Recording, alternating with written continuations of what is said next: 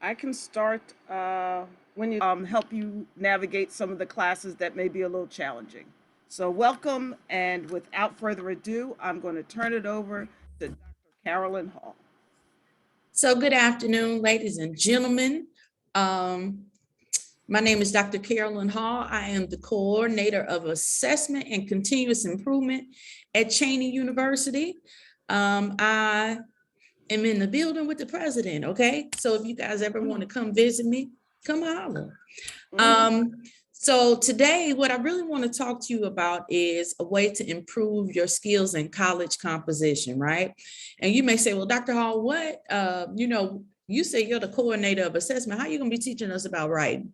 Well, very easily, folks. For 16 years, I was a professor of writing. I taught at Clark Atlanta University, Spelman College, Fort Valley State University, and Morris Brown College.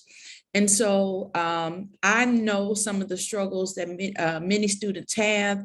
And one of the biggest struggles that we often see students have is to make that transition from writing in high school to what it means to write as a college student, right? Because there is a difference. And sometimes you don't know the difference until you get that first paper back and you're like, but I made A's in high school and now I'm getting here and I'm struggling to get a passing grade on my essays and on my papers, right? Well, folks, college is advanced. And so the requirements for college level writing are going to be more intense than the requirements for high school writing. They're going to be more intense than the requirements for high school writing. And so, and I can even tell you because before coming to Cheyney, I taught in a high school. I worked in a high school for 5 years. I didn't teach the entire time, but I worked in a high school for 5 years. And one of the things that a lot of times students struggle with the most is students in high school, mostly what they're writing summary papers, right? But when you get to college, what you're going to be really, really doing primarily is writing analysis papers. What is the response to what you read? Not a retelling of what you read, not a summarization of what it is the teacher said or what it is the class discussed, but an analysis. And when we talk about analysis, it's really important for you to remember that analysis is much deeper than summarization. It's much deeper than creating a summary.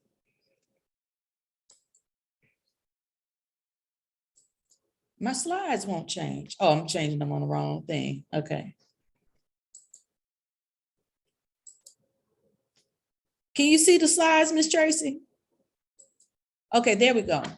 So a lot of students say, well, I don't think writing should be that important because writing's not necessarily my strong suit.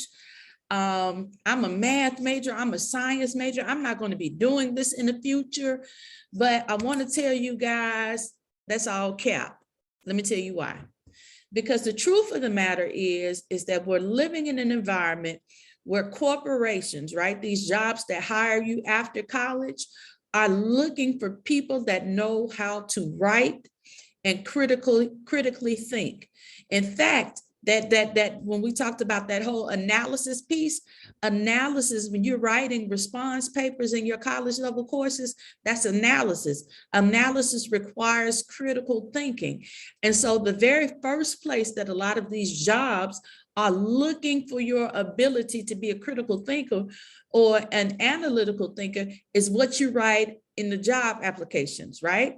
And so what they're saying is that now 89% of employers, the people who hire you after college, the people who hire you during college, they are asking that universities place more emphasis on your writing skills, your writing and your communication skills, right?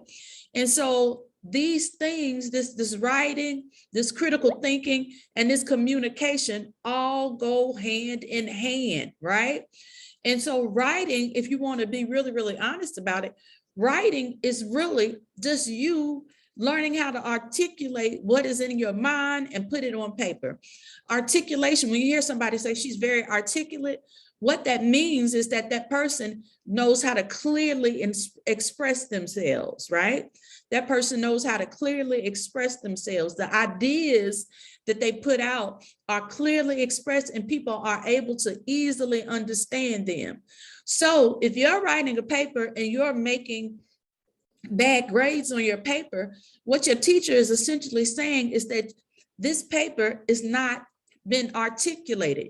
You've not clearly expressed your thoughts. You've not learned how to analyze or critically think about some of the things that we talked about in class. And that takes a required skill. The first required skill in terms of when you're writing, the first required skill when you're writing is understanding the assignment, right? I just love that because, you know, we look at all these TikTok videos and in the background, they have somebody saying she understood the assignment. Well, unfortunately, folks, a lot of you guys are turning in papers and writing about things that you don't understand the assignment. Why? Because a lot of times we're missing out on doing the things that we're supposed to do. The first thing that we've always got to do when we're writing a paper, the very first thing that we've always got to do is we've got to determine the purpose, right? We've got to determine the purpose of the paper. What exactly is my teacher asking me to do as a student? What is my teacher saying that the assignment is, right? And usually what they're doing is they're asking you to respond to something that you read. They're asking you to research something, or they're asking you to give your opinion on something based on what you've read, right? But the first thing that you've got to do is you've got to determine the purpose of the paper. Make sure that you've read the directions. Make sure that you look at the rubric. The rubric means the standard that is set for what makes an A paper, what makes a B paper, what makes a C paper, and what causes a paper to fail, okay? The second thing I want to make sure I do when I'm writing a paper for my composition course, or any course for that matter, I need to make sure that I understand the questions that are asked in the assignment. 3, recognize any implied questions in the assignment. And what you said, Dr. Hall, what is an implied question? Implied questions are things that are not directly stated, right? They're things that the teacher or the author is inferring by what they wrote. I'll give you an example. Let's say that you guys are, your teacher, we're gonna pretend that the movie Baby Boy is a book, right? So as a response paper, your teacher may say something like, how is the character Jody symbolic of the title, right? And so essentially what we're knowing that the teacher, what we're doing is we've got to read between the lines. That's what implied means. I'm reading between the lines. So if the teacher asked me to write a paper that says how the character of Jody is a symbol for the title Baby Boy, what she's asking me to do is to look at how that character represents what we think of as a baby instead of a man. Now, she didn't directly say that, but that is what she's saying. And so in that, the other implication or the other thing that is implied is I'm going to have to be able to explain what it means to be a baby boy. And I'm also going to have to point out specific examples from that movie / book that validate, prove what I'm saying, okay? I got to point out specific examples that prove what I'm saying is true. The last thing we need to do is we need to make sure that we recognize what are the expectations for the assignment. Meaning, if your professor says to you that your paper has to be at least 2 pages typed, don't give the teacher 2 pages typed with the 18 font. That's not 2 pages. Because what the teacher recognizing is you're trying to do small tricks and techniques to make the paper look longer than it is, but it is not what was asked for. Because all teachers are usually going to ask for 12-point font times New Roman double space, not triple space, not quadruple space, not 16-point font, not 14-point font, but 12-point font. They're also going to say, if the paper has to be typed, you can't turn in a handwritten paper, right? You've got to know what the expectations are, and the expectations are usually given on the syllabus and the rubric. If you're writing a paper and the teacher says that one of the expectations is you've got to cite at least 3 sources in the paper, that does not mean plagiarize. It means that you've got to use 3 outside sources in your paper to validate that you've done some research. And you've got to cite those sources according to whatever style of documentation that your professor is asking for, okay? Next, after we understand the assignment, we've got to make sure we determine the purpose of our work, right?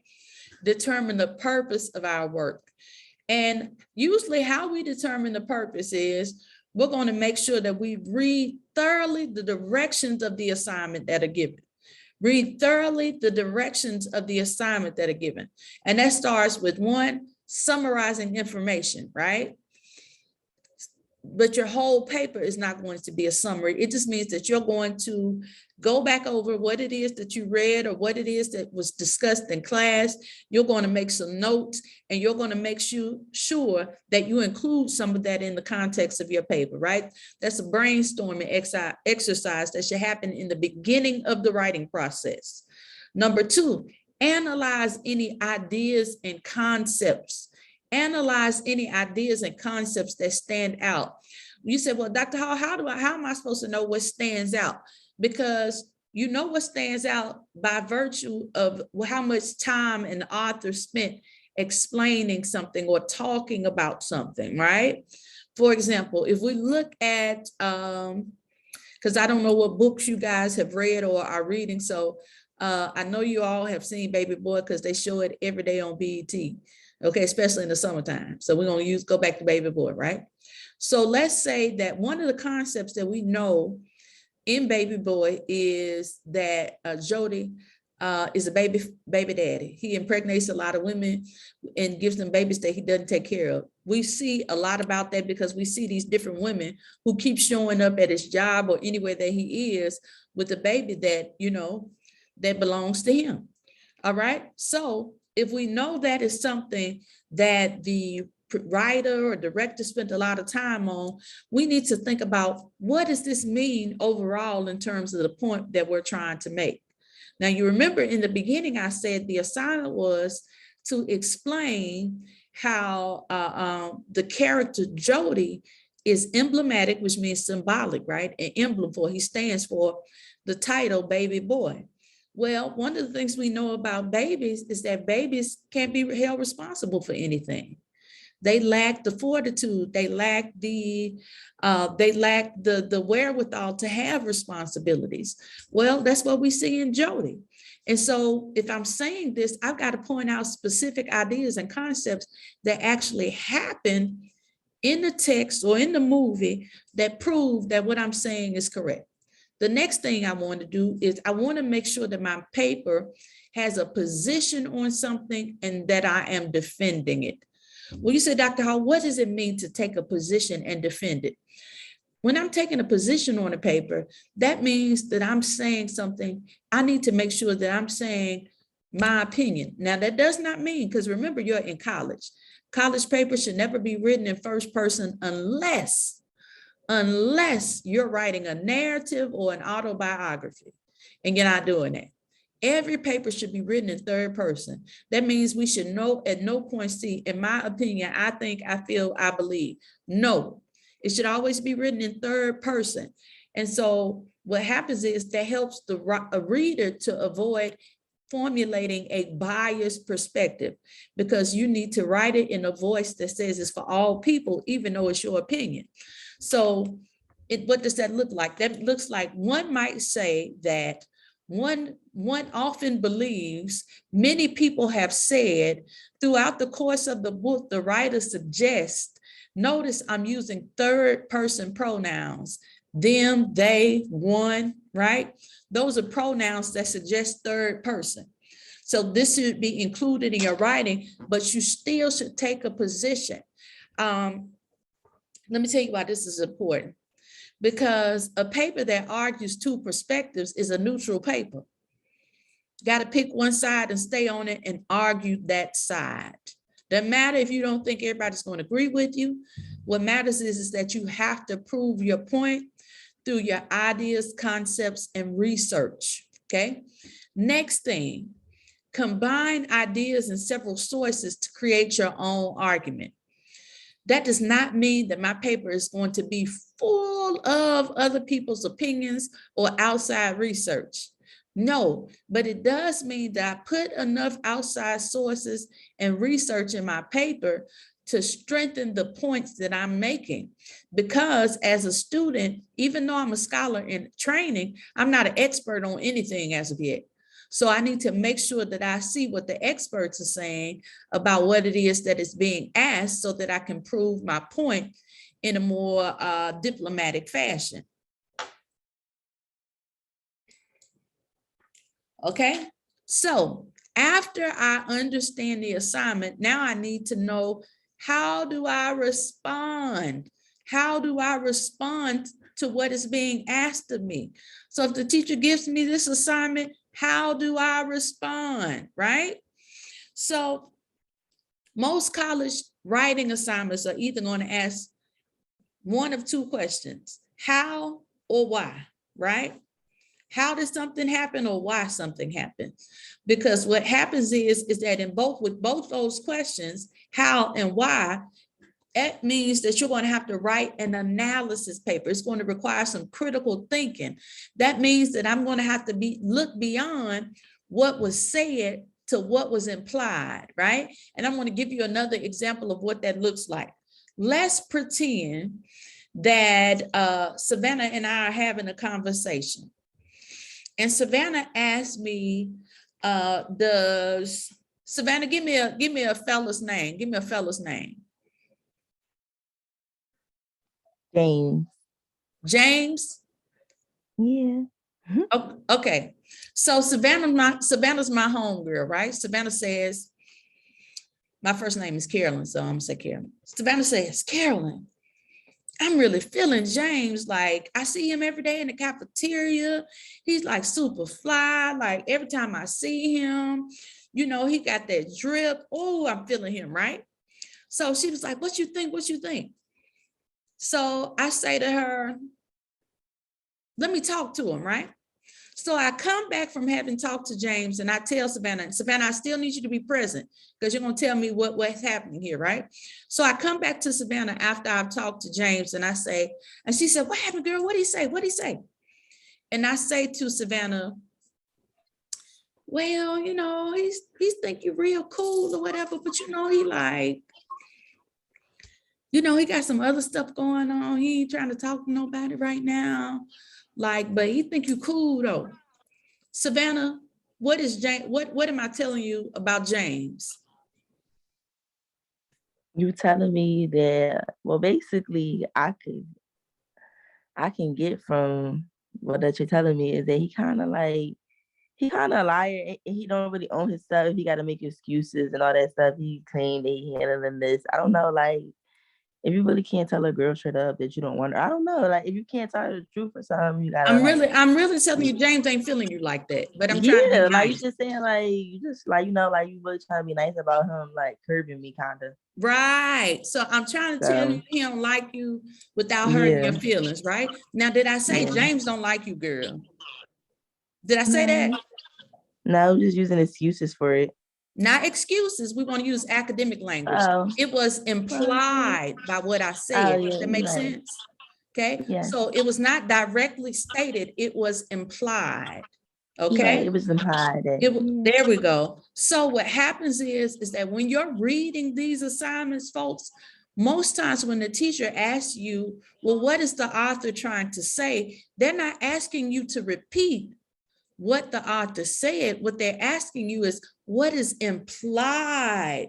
What were they really meaning, even though they didn't say it? What were we to infer from what they said? Okay. And so these are the sorts of things that go into the context of your paper, because as a college student, teachers are not really interested in you summarizing a paper. In fact, most of the things that they're teaching you, they've read 70 million times. Okay. So they're not asking you to give them a summary. What they want for you to do is to tell them, what is the author trying to say here? What is the author trying to get us to believe? I want to sort of give you an example if I can, right?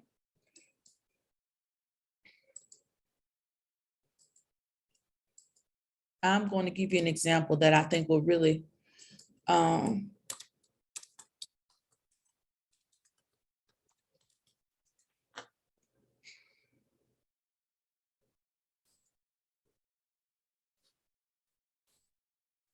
okay. So we're going to do a little bit of an example because I really want to drive this point home.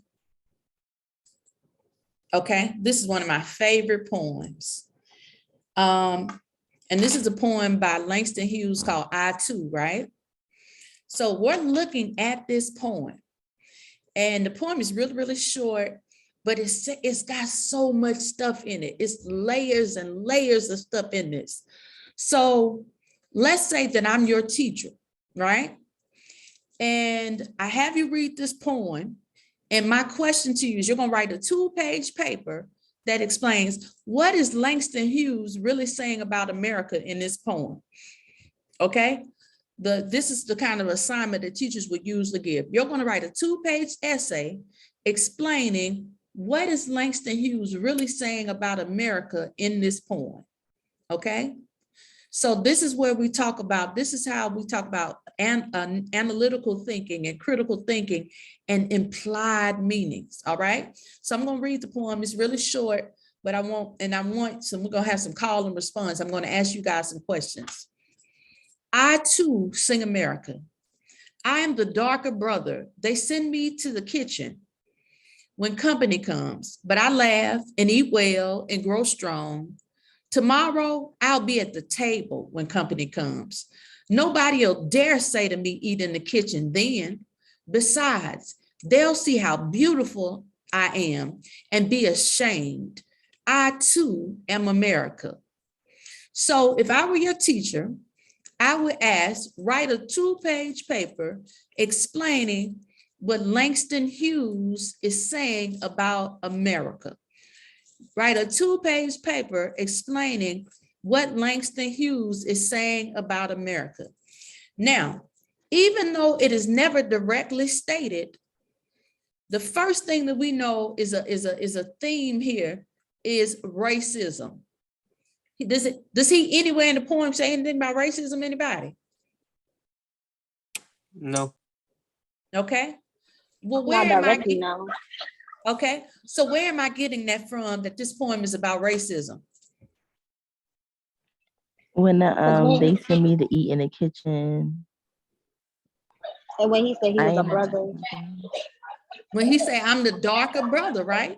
Yeah. He says I'm the darker brother. They send me to eat in the kitchen, right? Now I'm gonna tell you what else a scholar would do, right?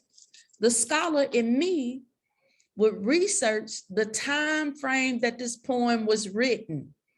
The time frame that the poem was, because see, somebody else, right? Because we scholars up in here, all right? Let's keep it $1.50. We scholars. So somebody else will say, how am I supposed to write a 2-page essay on a poem that ain't got but 12 lines? Very, very easily. Because the first thing I'm going to do is, as a scholar, I understand that everything has context. Everything has context.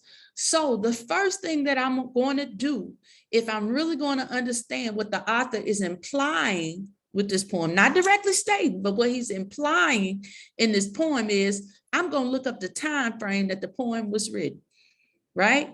And so let's say,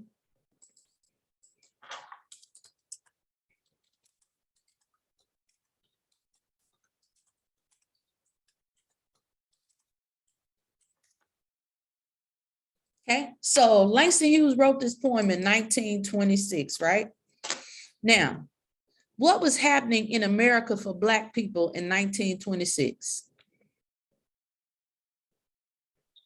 Segregation. Jim Crow, segregation. They were only about 60 years out of slavery. So for just to be quite honest, in some parts of the country, and we'll get into this another day, I'm about to blow your minds. In some parts of the country, people were still enslaved, but they called it sharecropping. Okay. So in some parts of the country, people were still enslaved. So what happens is he's talking about what Black people have gone through in spite of the fact that, because what do people say about America? The good thing they say about America. They be saying like it's land of the free. It's the land of the free. It's a melting pot. You could come here and be successful. And those things have truth. But we know that it looks a whole lot different for people who look like this, for Black and brown people, right? That means it's impossible for us, but it means that it's different, right? And I also want you to take note of something, because this is full of symbolism. Oh, I love it. It's full of symbolism, right? Notice he says, I'll be at the table, right? Where else have you heard the term at the table? Where else have you heard that before? I know one of y'all scholars got this now. Where else have you heard the term at the table? What table mean, like what they say, like what you bring to the table? I like that, Thomasina, but even bigger than that, guess what? When people talk about having a seat at the table, right? Like, let's say, for instance, Thomasina's trying to get into the tech industry, right? And we know there are not a whole lot of Black and brown people in the tech industry. And Thomasina says, I just need a seat at the table, right? A seat at the table means I need to be a part of the people who make decisions, a part of the power structure, right? But what do we know? He's not at that table, is he? Because they sending him to the kitchen to eat. And so do you see how all of this adds up to explaining racism, but he does it with symbolism instead of direct words? Is everybody still following? Yeah. Yes. Okay. So you see how this would really turn into a good paper if we broke this thing down?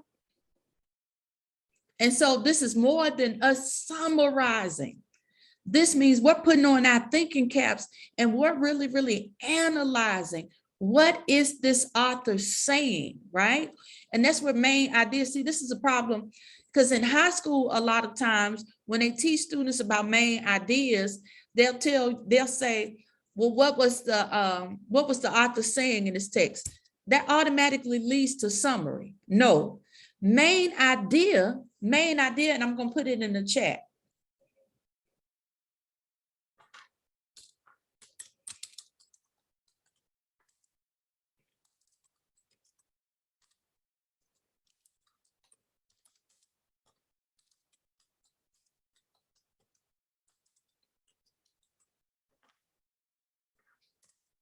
The main idea is the author's overall implied idea. The author's overall implied idea. That's what a main idea is. It is the author's overall implied idea, right? Now, you say, well, because I would have students who would try to argue about their papers if they got like a C or something. They would say, well, if it's my opinion, no, it's not. It's bigger than just your opinion, because you see how the implied meaning, I told you that the implied message here was about racism and you all immediately got it.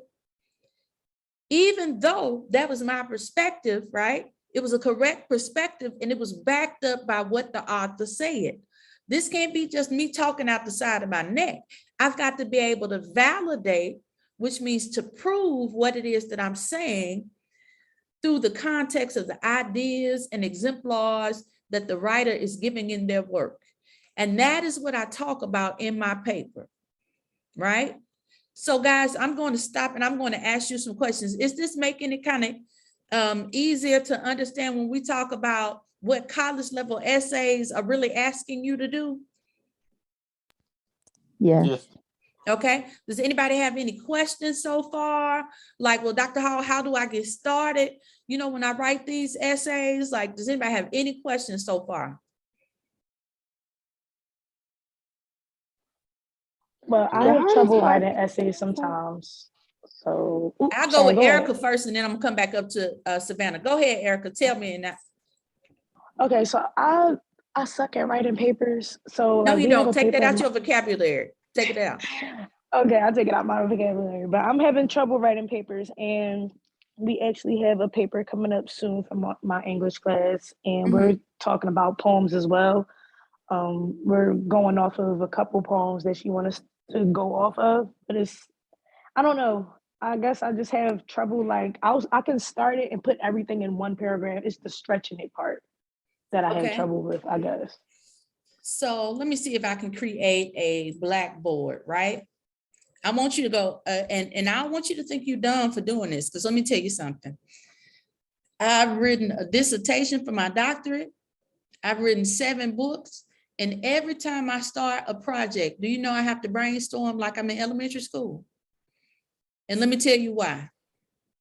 I do that because if you don't brainstorm and get a strategy for how you're going to write, you'll end up saying the same thing over and over again and getting brain fog. Everything that you write has to have a strategy. It's got to have a strategy. So I'm going to show you what that looks like. I can't put a, this one doesn't have a blackboard capacity. So let me do it. Let me make a blank sheet of paper so I can show you what that looks like. You mean a whiteboard? Uh-huh. Yeah, it's up at the top. You see Oh. whiteboard?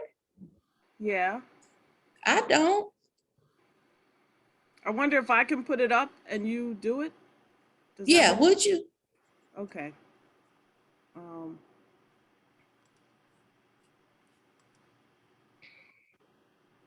Can you see it? I can. Okay. Let me see. I never used the whiteboard, so. It won't let me write on it, Miss Tracy. Won't let me write on your Oh. whiteboard. Oh. Well, I'm gonna come back out, and if you'll go back and look, it's at the top row, and it's Okay. because I did let you share.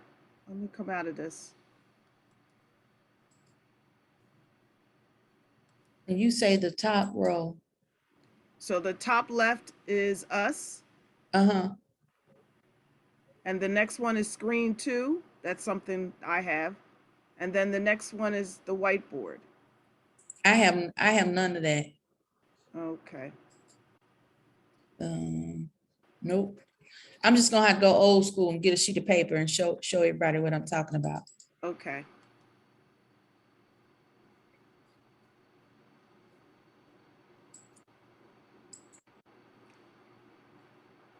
And go back to share screen. Okay. So let's say we're going back to I Too Sing America, right? I Too by Langston Hughes. Let me make this font bigger so y'all can really see. And I'm going to show you how my writing process really looks. I Too by Langston Hughes. Okay. And so the assignment is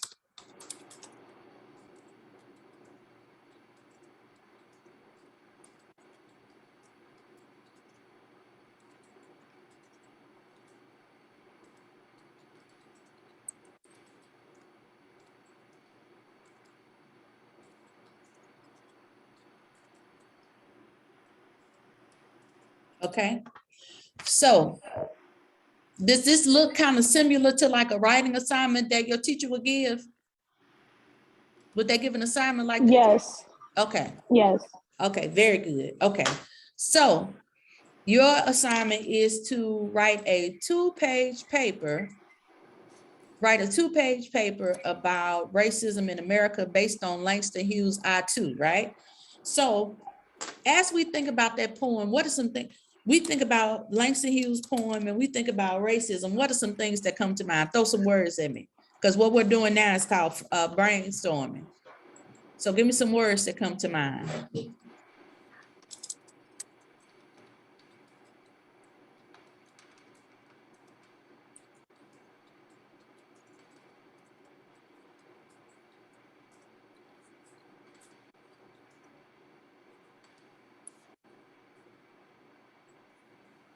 Now I'm writing down the things that come to my mind. What are some things that come to you all's mind when you think about the poem?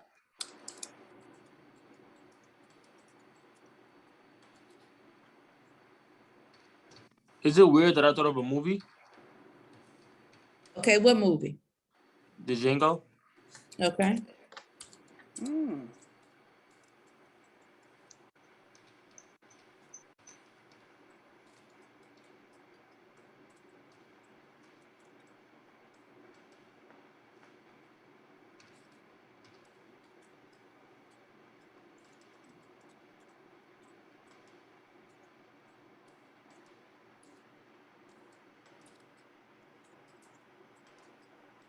Can I use another poem? Another poem comes to mind? Yes.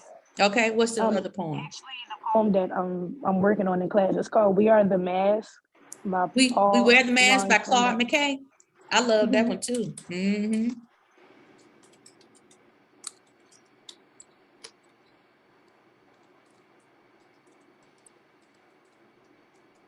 Oh, I was talking about the one by Paul Laurence Dunbar. Okay. Angela. So what's some other things that come to mind?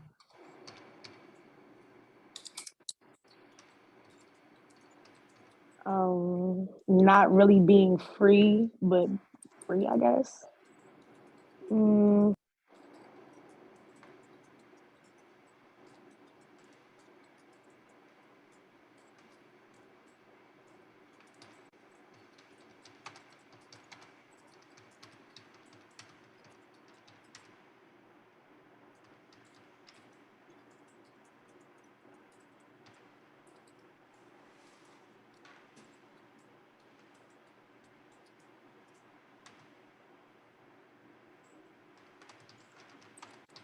Okay. So right here, I have brainstorming. If I had more time, I would do more brainstorming, but I'm doing this in general just to give you guys an idea of how I start my writing process, right?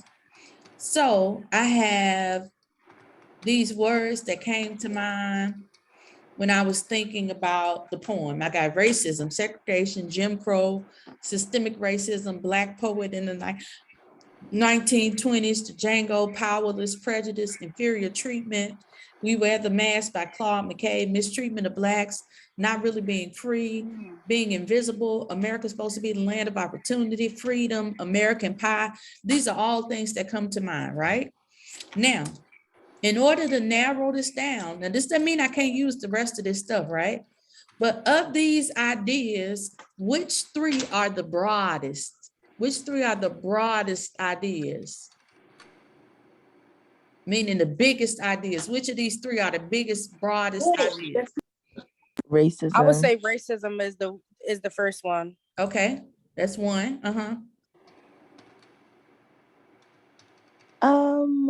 Well, not really being, I don't know. We could probably say like, I don't know, we could tie in like with being invisible and not really being free and all that stuff. Like some of the points, I don't know. We just gotta generalize that down with something. But because like prejudice, I don't know, like they are some good points. So we'll say we'll keep racism. yeah. I'm going to say invisibility is another one. And the last one, Erica, since you got us started, Erica, Hollis? give me a last one. I was gonna say systematic racism, but I didn't know if that collaborated with racism. That's why I didn't really. It does. And we want to avoid repetition. Okay. So we got racism, being invisible, and also I'm going to say, should we talk I say about the powerless. mistreatment of Blacks? Cause could the power does tie in with like being invisible? At first, I was throwing some with economics and stuff, Okay, or so like poverty and all I'm that. gonna take these three things and I'm gonna make a thesis statement, right? I'm going to take these three things and make a thesis statement. And remember, because a thesis statement is what we call a working thesis. That means that during the course of my writing, I could change the thesis, but in general, it's going to sort of remain the same. But I just want to make sure that I have three clear points, because usually teachers are asking for a five paragraph essay: introduction, 3 body paragraphs, conclusion. This is what they're usually asking for. And so first paragraph is always an introduction. The 3 body paragraphs are going to be the 3 points that come from the thesis. So to keep it simple, I like to have a thesis that has 3 points so that I can have that paper pretty much already written. And that paper, that thesis, however, needs to mirror what was said in the writing prompt that was given by the teacher. So this is going to be my thesis.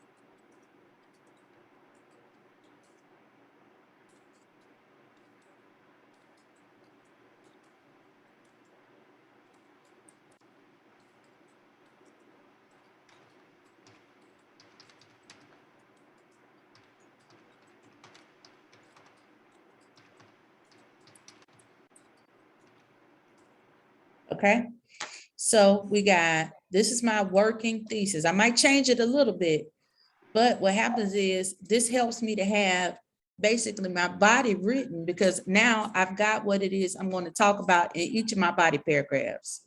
Body paragraph number 1 is going to talk about racism. Body paragraph 2 is going to talk about invisibility. Body paragraph 3 is going to talk about economic disparities.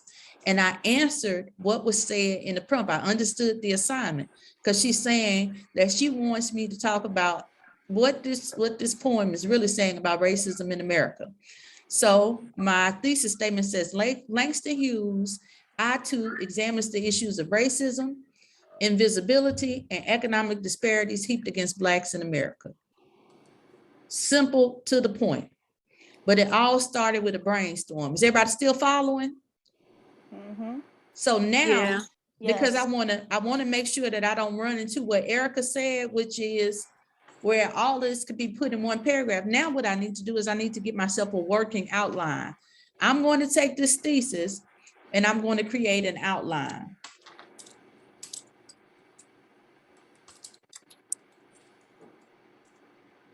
Okay. So in that outline, this is still me brainstorming. In that outline, I need to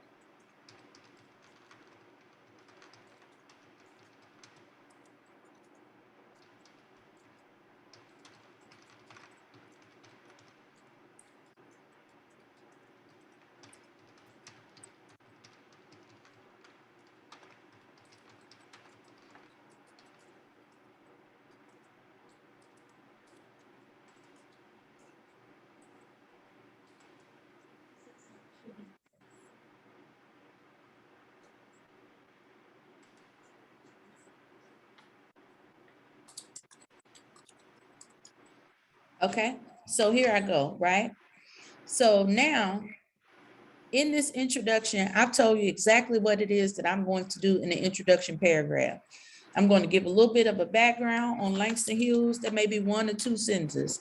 I'm going to tell a little bit about the climate in America when Hughes wrote the poem. Then I'm going to talk a little bit about the symbolism in the poem and give a thesis statement. That right there is 5 to 7 sentences, a good, healthy introduction, right? So if the first point in my thesis statement is racism, paragraph number 2, which is body paragraph number 1, is going to talk about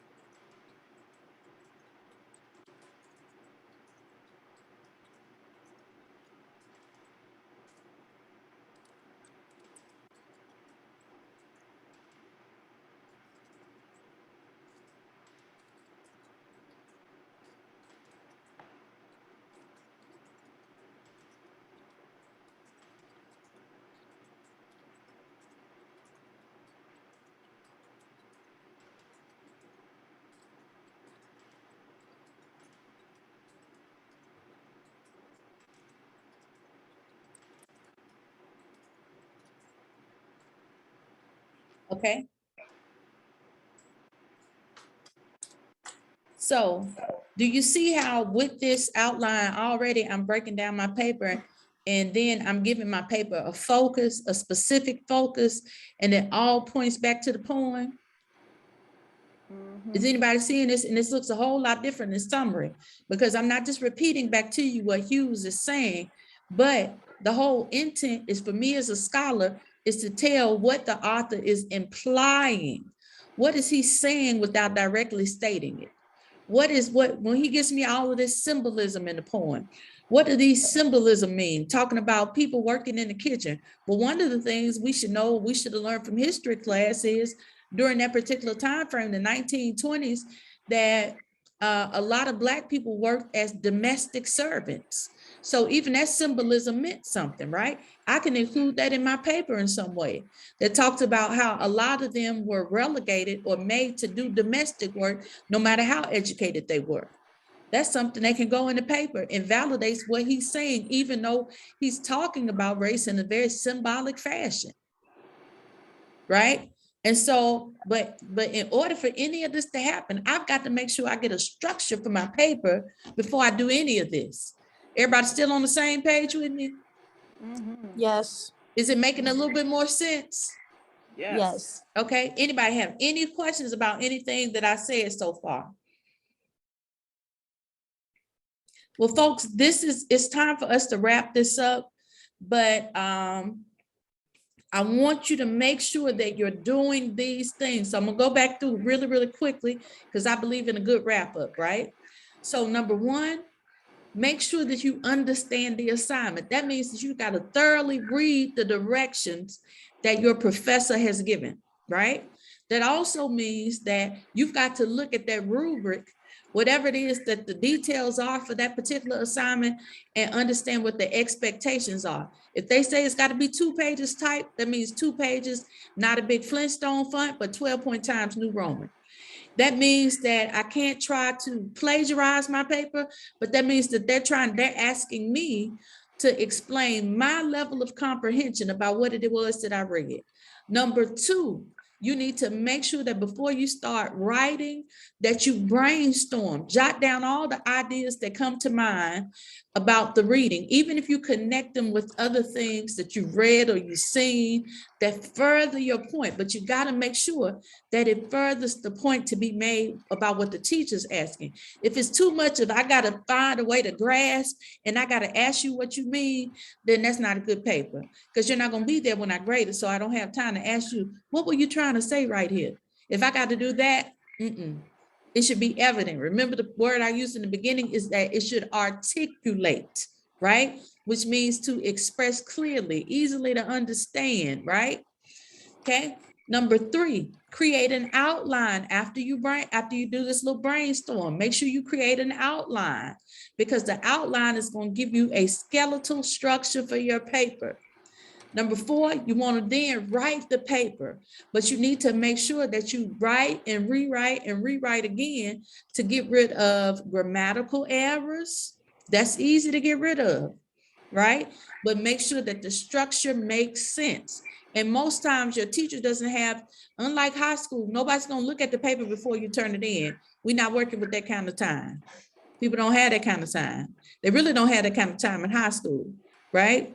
But you need to either go to the writing center or get one of your friends who's a really good writer to do a peer review with you. They look over your paper, don't get all sensitive, don't explain to them what you were trying to say. Let them look over the paper and say, this needs to be added here, this needs to be happening here, because you can't get sensitive about the paper and explain to them, because you're not going to be there when the teacher grades the paper. Okay, so guys, I hope that this helped. We're going to do some more of these, and next time it may even be helpful if you bring an actual paper that we could look at, right? So, but I hope this helps. I hope this gives you some semblance of order, and I really enjoyed you guys, and thank you for coming, okay? Yeah. Thank you. Dr. Hall, Thank you. Savannah said this was You have a good really, one. really helpful. So hopefully we can do this again. And I wanted to know, is there any way we could have those notes that you just? Yes, ma'am. You sure can. Because I think it would help me if they come to me and would like some help. I think I learned a lot. Just Okay, awesome. we could have those notes, and then maybe we can share them with you, and all of you can share that. Well, this is how you do it, because this is what Dr. Hall said you have to do. This is the format.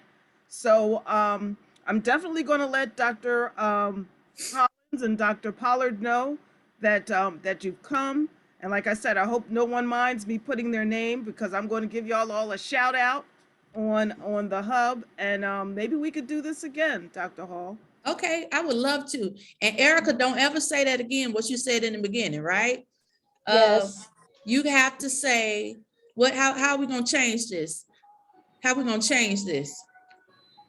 We're going to say that. Wait, I have a comment.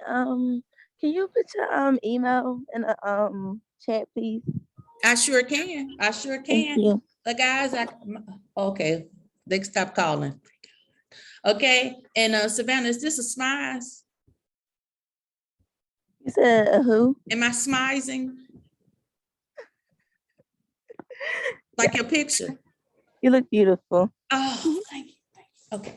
All right, guys, you guys have a good one and enjoy the rest of your day. Thank you so You much. too. Ms. Thank Hall. you. Thank you. You too. Bye. This is great.